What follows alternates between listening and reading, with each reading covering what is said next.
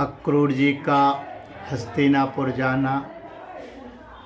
श्री सुखदेव जी कहते हैं, परीक्षित, भगवान के आज्ञानुसार अक्रूर जी हस्तिनापुर गए।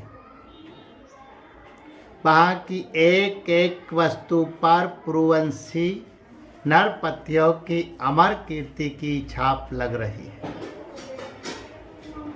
वे वहाँ पहले धृतराष्ट्र, भीष्म, विदुर, कुंती, बाहिक और उनके पुत्र सोमदत्त, द्रोणाचार्य, कृपाचार्य, कर्ण, दुर्योधन, द्रोणपुत्र, अश्वत्थामा, युधिष्ठिर आदि पांचों पांडव तथा अन्य इष्ट मित्रों से मिले।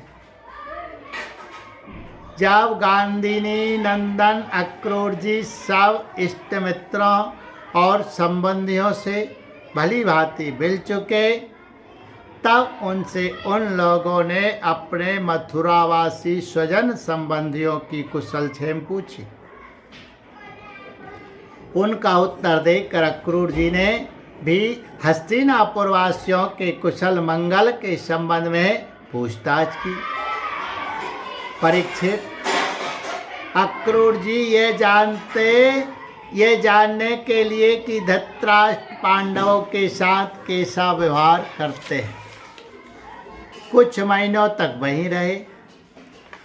सच पूछो तो धृतराष्ट्र ने अपने दुष्ट पुत्रों की इच्छा के विपरीत कुछ भी करने का साहस न था।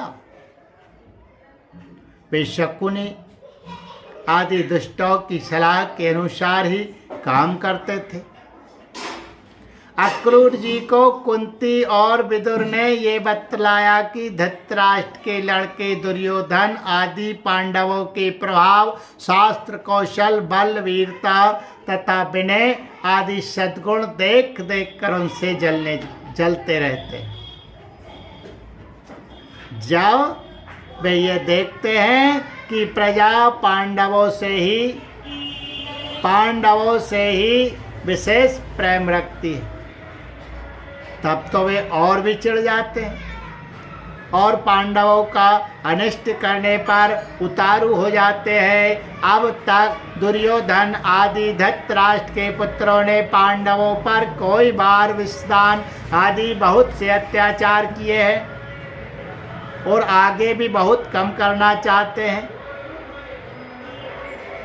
जब अक्रूर जी कुंती के घर आए, तब वे अपने भाई के पास जा बैठी। अक्रूर जी को देखकर कुंती के मन में अपने मायके की स्मृति जग गई और नेत्रों में आंसू भर आए।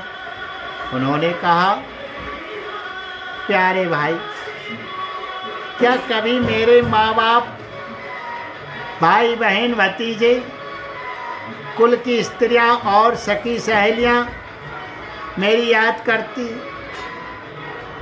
मैंने सुना है कि हमारे भतीजे भगवान श्री कृष्ण और कमल नयन बलराम बड़े ही भक्त वत्सल और शरणागत रक्षक है।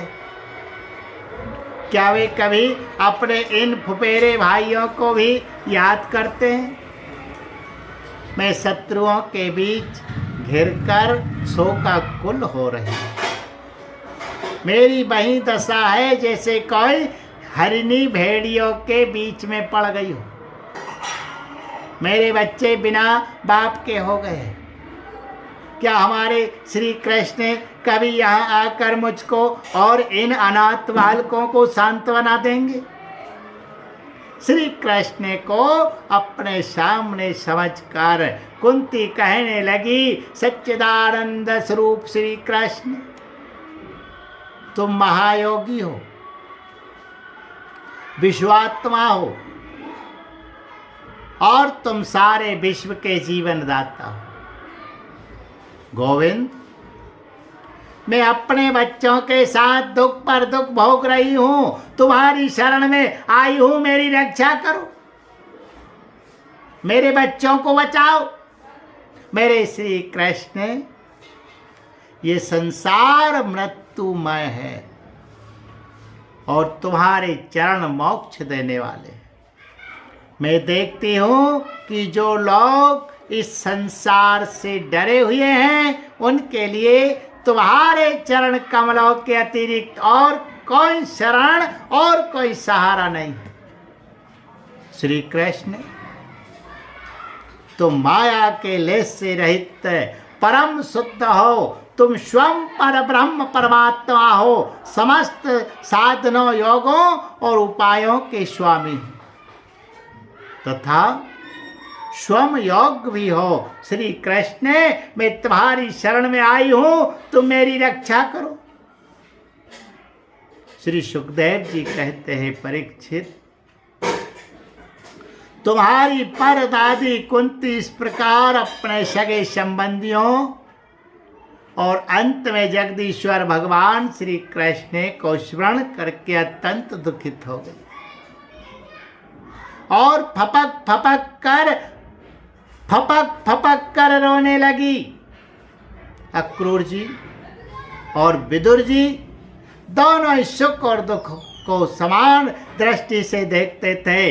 दोनों यशस्वी महात्माओं ने कुंती को उसके पुत्रों के जन्मदाता धर्म, वायु आदि देवताओं की याद दिलाई और ये कहकर कि तुम्हारे पुत्र अधर्म का नाश करने के लिए ही पैदा हुए, बहुत कुछ समझाया, बुझाया और शांत बना दी। अक्रूर जी जब मथुरा जाने लगे तब राजा धृतराष्ट्र के पास आए। अब तक यह स्पष्ट हो गया था कि राजा अपने पुत्रों का पक्षपात करते हैं और भतीजों के साथ अपने पुत्रों का सावर्ताव नहीं करते। अब अक्रूर जी ने कौरवों की भरी सभा में श्री कृष्ण और बलराम जी आदि का हितैषिता से भरा संदेश कह सुनाया।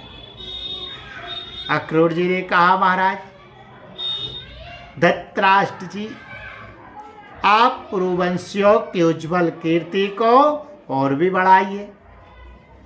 आपको ये काम विशेष रूप से इसलिए भी करना चाहिए कि अपने भाई पांडु के परलोक सिधार जाने पर आप राज्य सिंहासन के अधिकारी हुए। आप धर्म से पृथ्वी का पालन कीजिए, अपने सत्य व्यवहार से प्रजा को प्रसन्न रखिए और अपने स्वजनों के साथ समान बर्ताव कीजिए। ऐसा करने से ही आपको लोक में यश और परलोक में सद्गति प्राप्त होगी। यदि आप इसके विपरीत आचरण करेंगे तो इस लोक में आपकी निंदा होगी और मरने के बाद आपको नरक में जाना पड़ेगा। इसलिए अपने पुत्रों और पांडवों के साथ समानता का बर्ताव कीजिए। आप जानते ही हैं कि इस संसार में कभी कहीं कोई किसी के साथ सदा नहीं रह सकता। जिनसे जुड़े हुए हैं उनसे एक दिन बिछुड़ना पड़ेगा ही। राजन, ये बात अपने शरीर के लिए भी 16 आने सत्य है। फिर स्त्री पुत्र धन आदि को छोड़कर जाना पड़ेगा। इसके विषय में तो कहना ही क्या है। जीव अकेला ही पैदा होता है और अकेला ही मर कर जाता है। अपनी करनी धरती का पाप पुण्य का फल भी अकेला ही भुगतता है। जिन स्त्री पुत्रों को हम अपना समझते हैं वे तो हम तुम्हारे अपने हैं। वे तो हम तुम्हारे अपने हैं। हमारा भरण पोषण करना तुम्हारा धर्म है। इस प्रकार की बातें बनाकर मूर्ख प्राणी के अधर्म से इकट्ठे हुए इन धन को लूट लेते हैं। जैसे जल में रहने वाले जंतुओं के सर्वस्व जल को उन्हीं के संबंधी चाट जाते हैं। ये मूर्ख जीव जिन्हें अपना समझकर धर्म करके भी पालता पोसता है, वे ही प्राण धन और पुत्र आदि इस जीव को असंतुष्ट छोड़कर ही चले जाते हैं। जो अपने धर्म से विमुख है, सच पूछिए तो वह अपना लौकिक स्वार्थ भी नहीं जानता। जिनके लिए वह अधर्म करता है वह तो उसे छोड़ ही देंगे, उसे कभी संतोष का अनुभव ना होगा और ना अपने पापों की गठरी सिर पर लाद कर स्वयं घोर नरक में जाएगा। इसलिए महाराज ये बात समझ लीजिए कि ये दुनिया 4 दिन की चांदनी है, सपने का खिलवाड़ है, जादू का तमाशा है और है मनोराज्य मात्र। आप अपने प्रयत्न से, अपनी शक्ति से चित्त को रोकिए, ममता बस पक्षपात ना कीजिए। आप समर्थ है, स्वयं तत्व में स्थित हो जाइए और इस संसार की ओर से उपराम शांत हो जाइए। राजा धृतराष्ट्र ने कहा, दानपते अक्रूर जी, आप मेरे कल्याण की, भले की बात कह रहे हैं। जैसे मरने वाले को अमृत मिल जाए तो वह उससे तृप्त नहीं हो सकता, वैसे ही मैं भी आपकी इन बातों से तृप्त नहीं हो रहा हूं। फिर भी हमारे हितैषी अक्रूर जी, मेरे चंचल चित्त में आपकी ये प्रिय शिक्षा तनिक भी नहीं ठहर रही है, क्योंकि मेरा हृदय पुत्रों की ममता के कारण अत्यंत विषम हो गया है। जैसे स्फटिक पर्वत के शिखर पर एक बार बिजली कौंधती है और दूसरे ही क्षण अंतर्धान हो जाती है, वही दशा आपके उपदेशों की है। अक्रूर जी, सुना है कि सर्वशक्तिमान भगवान पृथ्वी का भार उतारने के लिए यदुकुल में अवतीर्ण हुए हैं। ऐसा कौन पुरुष है जो उनके विधान में उलट फेर कर सके? उनकी जैसी इच्छा होगी वही होगा। भगवान की माया का मार्ग अचिंत्य है, उसी माया के द्वारा इस संसार की सृष्टि करके वे उसमें प्रवेश करते हैं और कर्म तथा कर्म फलों का विभाजन कर देते हैं। इस संसार चक्र की बेरोक टोक चाल में उनकी अचिंत्य लीला शक्ति के अतिरिक्त और कोई कारण नहीं है। मैं उन्हीं परमेश्वर व शक्तिशाली प्रभु को नमस्कार करता।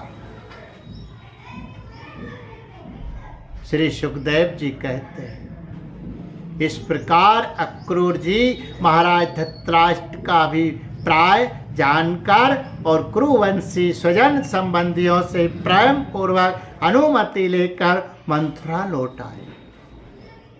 परीक्षित, उन्होंने भगवान श्री कृष्ण और बलराम जी के सामने धृतराष्ट्र का वह सारा व्यवहार बर्ताव जो वे पांडवों के साथ करते थे कह सुनाया, क्योंकि उनको हस्तिनापुर भेजने का वास्तव में उद्देश्य भी यही था। इति 10वें स्कंद पूर्वार्ध समाप्त। हरि ओम तत्सत। बोलिए गोविंद गोपाल कृष्ण भगवान की।